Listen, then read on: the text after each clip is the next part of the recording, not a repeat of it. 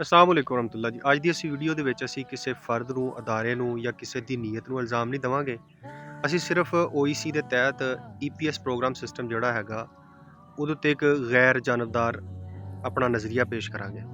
ਯਾਨੀ ਸਿਸਟਮ ਕੀ ਕਹਿੰਦਾ ਵਾ ਤੇ ਉਸ ਸਿਸਟਮ ਨੂੰ ਲੈ ਕੇ ਅਸਲ ਵਿੱਚ ਗਰਾਊਂਡ ਰਿਐਲਿਟੀਜ਼ ਕੀ ਹੈਗੀਆਂ ਵਾ। ਕਾਗਜ਼ ਦੇ ਉੱਤੇ ਇਸ ਨਿਜ਼ਾਮ ਦਾ ਮਕਸਦ ਵਾਜ਼ਿਹ ਆ ਕਿ ਮੈਰਿਟ ਤੇ ਸ਼ਫਾਫ ਤਰੀਕੇ ਨਾਲ ਬਗੈਰ ਏਜੰਟ ਤੋਂ ਕੋਰੀਆ ਦਾ ਰੋਜ਼ਗਾਰ ਮਿਲੂਗਾ। ਗਰੀਬ ਮਗਰ ਅਹਿਲ ਉਮੀਦਵਾਰ ਨੂੰ ਮੌਕਾ ਦਿੱਤਾ ਜਾਊਗਾ ਤੇ ਇਨਸਾਨੀ ਸਮਗਲਿੰਗ ਤੋਂ ਬਚਾਇਆ ਜਾਊਗਾ।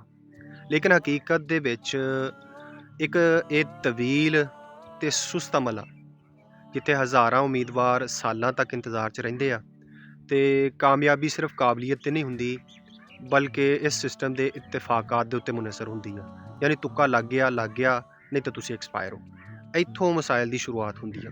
ਇਸ ਸਿਸਟਮ ਦੀ ਸਭ ਤੋਂ ਵੱਡੀ ਖਾਮੀ ਤੁਸੀਂ ਸ਼ਫਾਫੀਅਤ ਦੀ ਕਮੀ ਕਹਿ ਸਕਦੇ ਆ। EPS ਦੇ ਤਹਿਤ ਬਹੁਤ ਸਾਰੇ ਲੋਕ ਉਮੀਦਵਾਰ ਦਰਖਾਸਤਾਂ ਦਿੰਦੇ ਆ, ਉਹ ਕਿਸ ਸਾਲ ਜਾਣਗੇ, ਕਿੰਨੇ ਫੀਸਦ ਲੋਕ ਜਾਣਦੇ, ਹਕੀਕੀ ਇਮਕਾਨਾਤ ਹੈਗੇ ਆ, ਜਾਂ ਕਿੰਨੇ ਸਕੋਰ ਬੇਸਿਸ ਤੇ ਜਾਣਗੇ, ਜਾਂ ਕਿਸ ਤਰ੍ਹਾਂ ਦੀ ਪ੍ਰੋਫਾਈਲ ਨੂੰ ਤਰਜੀਹ ਦਿੱਤੀ ਜਾਊਗੀ। ਨਤੀਜਾ ਇਹ ਨਿਕਲਦਾ ਕਿ ਲੋਕ ਮਹਿਜ਼ ਉਮੀਦ ਦੇ ਉੱਤੇ ਆਪਣੇ ਕਈ ਕੀਮਤੀ ਸਾਲ ਜ਼ਾਇਆ ਕਰ ਦਿੰਦੇ ਆ। ਇਹ ਨਿਜ਼ਾਮ ਐਕਸਪੈਕਟੇਸ਼ਨ ਮੈਨੇਜਮੈਂਟ ਦੇ ਵਿੱਚ ਬੜਾ ਕਮਜ਼ੋਰ ਨਜ਼ਰ ਆਉਂਦਾ। ਫਿਰ ਇੱਕ ਅਗਲਾ ਮਰਹਲਾ ਹੈਗਾ ਕਿ ਅਸੀਂ ਕੋਰੀਆ ਦੀ ਜ਼ੁਬਾਨ ਸਿੱਖਦੇ ਹਾਂ। ਠੀਕ ਆ, ਕੋਰੀਅਨ ਲੈਂਗੁਏਜ ਸਿਸਟਮ ਦੇ ਵਿੱਚ ਅਸੀਂ ਸ਼ਾਮਲ ਹੋਣ ਵਾਸਤੇ ਆਪਣੇ ਅਦਾਰਿਆਂ ਨੂੰ ਚੂਜ਼ ਕਰਦੇ ਹਾਂ, ਜ਼ੁਬਾਨ ਸਿੱਖਦੇ ਹਾਂ, ਆਪਣਾ ਪੈਸਾ ਲਾਉਂਦੇ ਹਾਂ, ਵਕਤ ਲਾਉਂਦੇ ਹਾਂ, ਜ਼ਿਹਨੀ ਤਵਾਨਾਈ ਨੂੰ ਖਰਚ ਕਰਦੇ ਹਾਂ। ਠੀਕ ਆ, ਜ਼ੁਬਾਨ ਸਿੱਖਣਾ ਜ਼ਰੂਰੀ ਆ, ਠੀਕ ਆ। ਲੇਕਿਨ ਇਸ ਤੋਂ ਬਾਅਦ ਕੀ ਸਾਡੇ ਨਾਲ ਹੁੰਦਾ ਕਿ ਪਾਸ ਕਰਨ ਦੇ ਬਾਵਜੂਦ ਵੀ ਕਈ ਟੈਸਟ ਐਕਸਪਾਇਰ ਹੋ ਜਾਂਦੇ ਆ। ਉਮੀਦਵਾਰ ਪੈਸੇ ਲਾਉਂਦਾ ਰਹਿੰਦਾ, ਜ਼ੁਬਾਨ ਸਿੱਖਦਾ ਰਹਿੰਦਾ, ਆਪਣੀ ਤਵਾਨਾਈਆਂ ਨੂੰ ਖਰਚ ਕਰਦਾ ਰਹਿੰਦਾ, ਮਗਰ ਇਹ ਨਿਜ਼ਾਮ ਉਸ ਨੂੰ ਇਹਦੀ ਮਿਹਨਤ ਦੀ ਕੋਈ ਜ਼ਮਾਨਤ ਨਹੀਂ ਦਿੰਦਾ ਕਿ ਇਹਦਾ ਕੋਈ ਉਹਨੂੰ ਫਲ ਮਿਲੂਗਾ।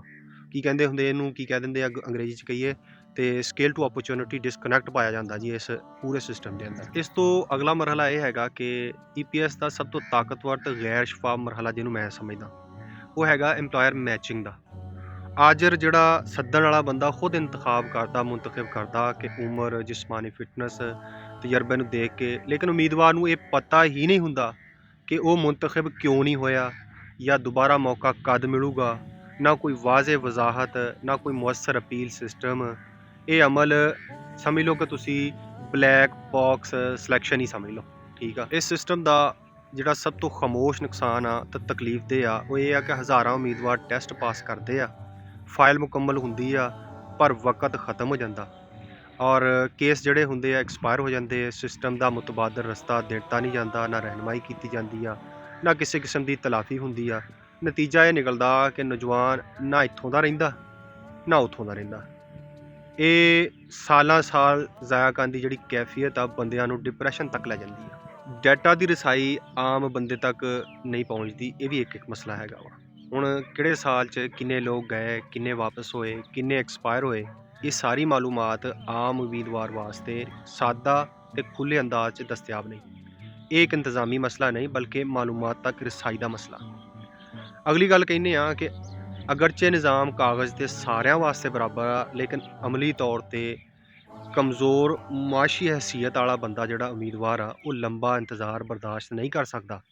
ਜਦਕਿ ਥੋੜ੍ਹਾ ਖਾਂਦੇ ਪੀਂਦੇ ਘਰ ਦੇ ਜਿਹੜੇ ਹੈਗੇ ਆ, ਉਹਨਾਂ ਵਾਸਤੇ ਇਹ ਕਾਰਾਮਦ ਰਹਿ ਜਾਂਦਾ। ਉਹਦਾ ਤਾਂ ਸਰਦਾ, ਗਰੀਬ ਬੰਦਾ ਕੀ ਕਰੂਗਾ।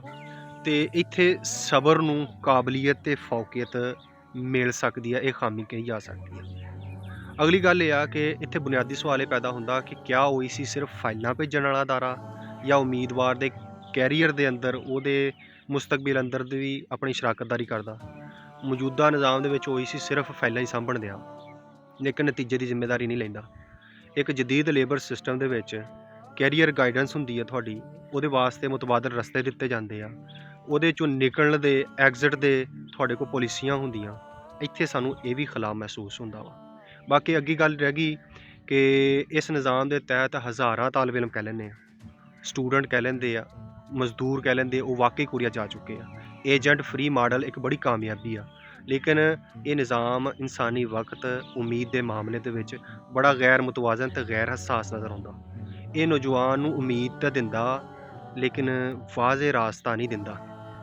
ਤੁਸੀਂ ਚਾਹੁੰਦੇ ਹੋ, ਅਗਰ ਮੇਰੇ ਦੋਸਤ ਅਹਿਬਾਬ ਜਿਨ੍ਹਾਂ ਨੇ ਮੇਰੀ ਇਹ ਵੀਡੀਓ ਦੇਖੀ ਆ, ਕਿ ਇਸ ਨਿਜ਼ਾਮ ਦੇ ਅੰਦਰ ਕੋਈ ਹੋਰ ਕਮੀ ਵੀ ਹੈਗੀ ਆ, ਖੂਬੀ ਵੀ ਹੈਗੀ ਆ, ਤੁਹਾਡੀ ਆਪ ਬੀਤੀ ਕੀ ਹੈਗੀ ਆ, ਤਾਂ ਤੁਸੀਂ ਮੈਨੂੰ ਕਮੈਂਟ ਦੇ ਰਾਹੀਂ ਜ਼ਰੂਰ ਦੱਸੋ। ਕਿਉਂਕਿ ਮੈਂ ਵੀ 2023 ਦਾ ਪਾਸਰ ਹਾਂ, ਤਕਰੀਬਨ 26 ਦੇ ਦੂਸਰੇ ਮਹੀਨੇ 'ਚ ਮੈਂ ਐਕਸਪਾਇਰ ਹੋਣਾ। ਮੇਰੇ ਵਰਗੇ ਹੋਰ ਵੀ ਸੈਂਕੜਾ ਜਿਨ੍ਹਾਂ ਦੇ ਅਸੀਂ ਰਲ ਕੇ ਪੇਪਰ ਦਿੱਤੇ ਹੋਏ ਆ, ਕਿਉਂਕਿ ਅਦਾਰਾ ਤੱਕ ਖੋਲ੍ਹ ਕੇ ਗਾਈਡੈਂਸ ਨਹੀਂ ਦੇ ਰਿਹਾ। ਉਹ ਇੱਕ ਪਰਚੇ ਤੇ ਲਿਖ ਦਿੰਦਾ ਵੀ ਕਾਰੋਬਾਰ ਦੀ ਜਾਂ ਨੌਕਰੀ ਦੀ ਮੁਕੰਮਲ ਜ਼ਮਾਨਤ ਨਹੀਂ ਹੈ, ਅੱਲਾ ਦੀ ਸਪੁਰਦ। ਪੈਸਾ ਜਮ੍ਹਾਂ ਕਰਾਤਾ, ਤੁਸੀਂ 3-3 ਸਾਲ ਜਾਂ 4-4 ਸਾਲ ਜ਼ਲੀਲ ਹੋਏ, ਅੱਲਾ ਦੀ ਸਪੁਰਦ, ਸਾਡੀ ਕੋਈ ਜ਼ਿੰਮੇਵਾਰੀ ਨਹੀਂ। ਲੇਕਿਨ ਭਰਾਵਾਂ ਰਾਹੀਂ ਤੇ ਇਹ ਗੱਲ ਅਸੀਂ ਆਪਣੇ ਇਸ ਪਲੇਟਫਾਰਮ ਦੇ ਜ਼ਰੀਏ ਪਹੁੰਚਾਈਏ ਕਿ ਆਹ ਇਹਦੇ ਮੁਸਬਤ ਪਹਿਲੂ ਆ, ਆਹ ਇਹਦੇ ਮੰਨਫੀ ਪਹਿਲੂ ਆ। ਅੱਗੇ ਬੇਲੀਆ ਤੂੰ ਜਾਣੇ, ਤੇਰਾ ਰਾਹ ਜਾਣੇ। ਤੇ ਜਿੰਨੀ ਇਹਦੇ ਵਿੱਚ ਕਾਮਯਾਬੀ ਦੀ ਉਮੀਦ ਆ, ਉਹ ਤੋਂ ਜ਼ਿਆਦਾ ਨਾਕਾਮ ਹੋਣ ਦੇ ਚਾਂਸਸ ਵੀ ਹੈਗੇ ਆ। ਕਮੈਂਟ ਦੇ ਰਾਹੀਂ ਜ਼ਰੂਰ ਮੇਰੇ ਭਾਈਆਂ ਨੇ ਦੱਸਣਾ ਕਿ ਵੀਡੀਓ ਉਹਨਾਂ ਨੂੰ ਕੈਸੀ ਲੱਗੀ, ਕਿਸ ਪੁਆਇੰਟ ਦੇ ਉੱਤੇ ਅਸੀਂ ਉਖੜੇ ਆ ਜਾਂ ਕਿਸ ਪੁਆਇੰਟ ਤੇ ਸਾਡੀ ਸਲਾਹ ਦੀ ਜ਼ਰੂਰਤ ਆ। अस्सलाम वालेकुम।